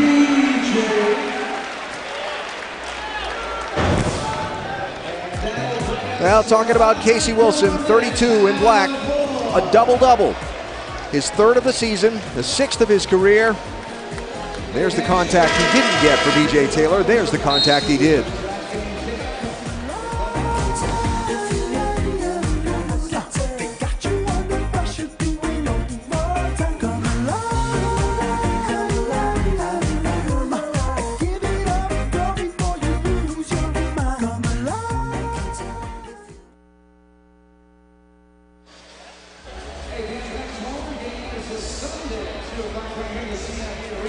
Anthony Mason fighting for his life. Yeah, I saw that. That's crazy. Yeah.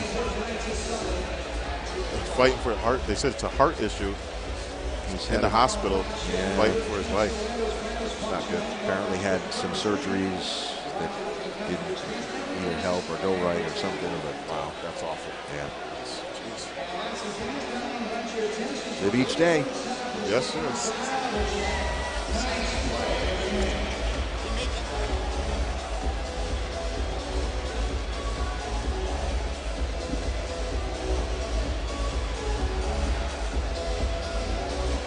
Sure. If you want to, let's talk about how many American teams we might see in the tournament. Yeah.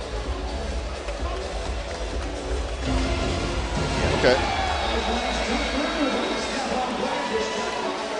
Yep. Okay.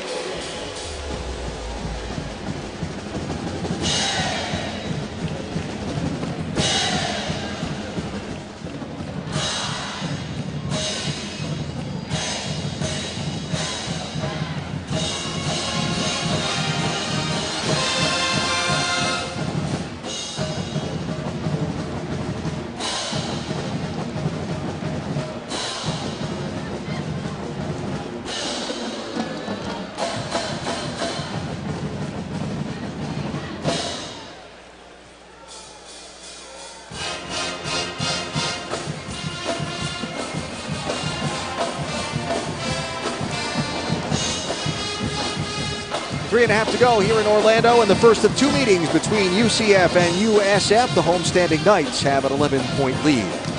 For fans of the famous, at the world's most famous arena, here's your game. Celebro takes the court for the Sprint NBA All-Star Celebrity Game at Madison Square Garden. It's Friday at 7 Eastern on ESPN. If I recall correctly, Mike and Mike are the coaches for each team in the Celebrity Game. I like it. No place like it. Still remember my first time there as a freshman for the Big East tournament playing in Madison Square Garden. There is no feeling like it coming out into that arena. Intimidated? You know, I was just kind of amped up. Yeah. You know, I don't even, you just try to take in the moment, but it was certainly a unforgettable experience and one I'll never forget as a player. B.J. Taylor with the made free throw, his 15th points of the night. Corey Allen Jr. comes the other way. Can't get that to fall. Lots of traffic inside. Wilson with another rebound. Why not? His 11th of the game.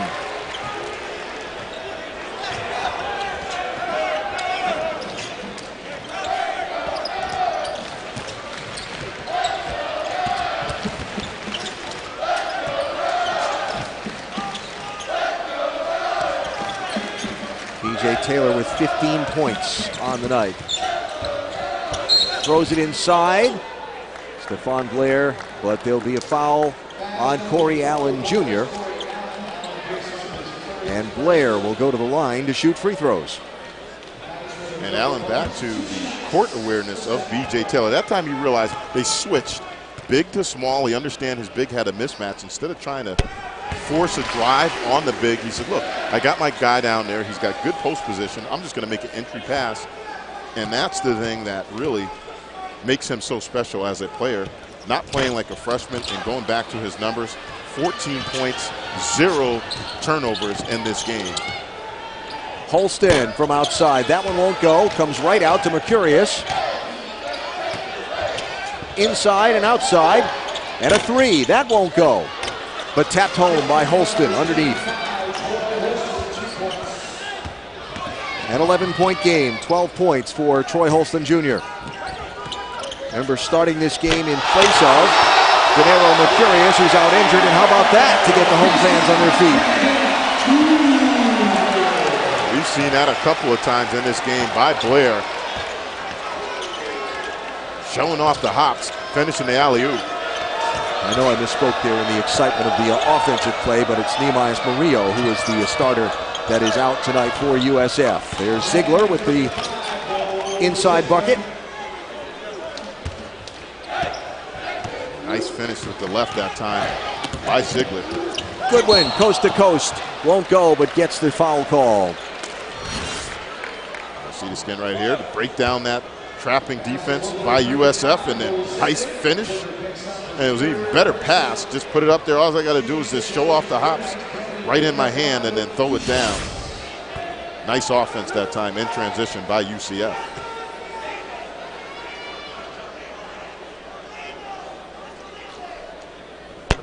Brandon Goodwin, the sophomore from Norcross, Georgia, holding his back a little bit after that trip through the lane that got a little adventurous.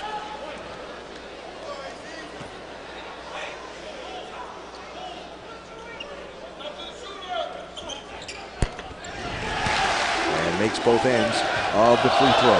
So inside, 2 minutes to go.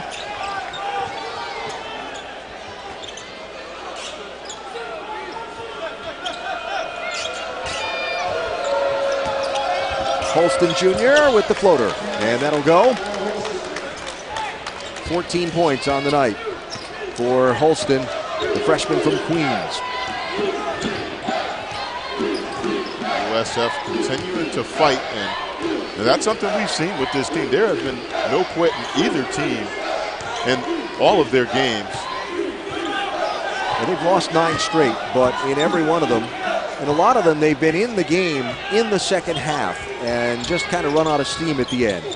Talking to Coach Antigua about that, a combination of experience. That won't go. There's Blair with the rebound. That won't go. Blair with another one underneath. He's got 5 Bulls around him. That'll go with the foul. And to finish that story, lack of depth. On the USF side, a lot of guys played a lot of minutes, and some of them without a lot of experience, and that's why some of these games have gotten away from them late. And on the other side, they were looking for some production from their post players, and they got an answer tonight. Blair has been impressive, and that has been the story of the game. You look at the production by Blair on the defensive end, and along with Casey Wilson. And those two guys have provided offense, but more importantly, defense for UCF in this game. Blair in double figures in points on the night. Wilson just went to the bench in the final minute. And contact there, Daquan Walker will commit the foul. Up next here on ESPN News, Sports Center with Max Bretos and Jonathan Coachman. The Cavs and the Heat playing tonight. Always interesting. UVA's in action, and of course we'll remember Jerry Tarkanian, who passed away today, the Hall of Fame college basketball coach. That's next here on ESPN News Sports Center, immediately following the final 48 seconds of our game. We talked about a very sad week in basketball, lost some legends, some of the greatest teachers of the game, and really sad. Thoughts and prayers go out to the Tarkanian family. So here in this one tonight, whereas last year each team won on the other's home court.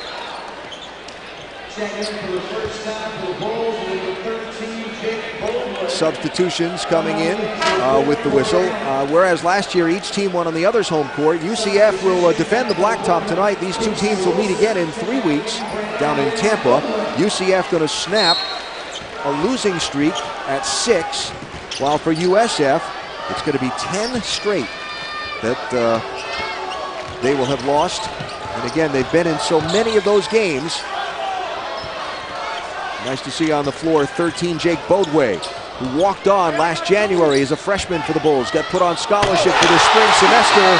Exclamation point, Stephon Blair.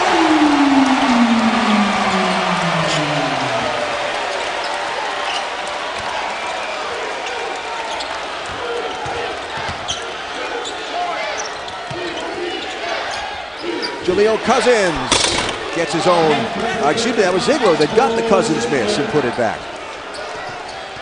So final 10 seconds in this one. Thoughts on the run the Knights have had tonight? Well, it's been all about the production of their role players, and their post players answered the call. They gave them excellent production, and that was the story of this game. So the I-4 rivalry round one of 2015 goes to UCF, who defend their home court with a 73-62 win over USF. Big night for Stephon Blair, 52, the big junior from Fort Lauderdale, Florida, as well for Casey Wilson, the senior from Northport, Florida, certainly the stars of the game for their teams. Sports Center is next here on ESPN News. For Malcolm Huckabee, Alan Bestwick, so long from Orlando.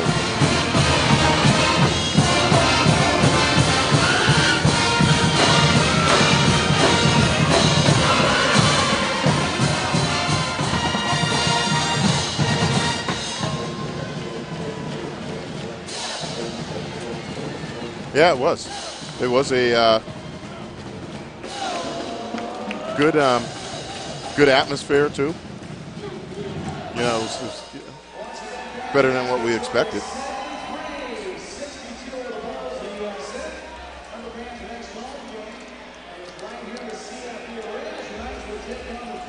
Talking 30 seconds here, instant analysis on the game. Okay, all right.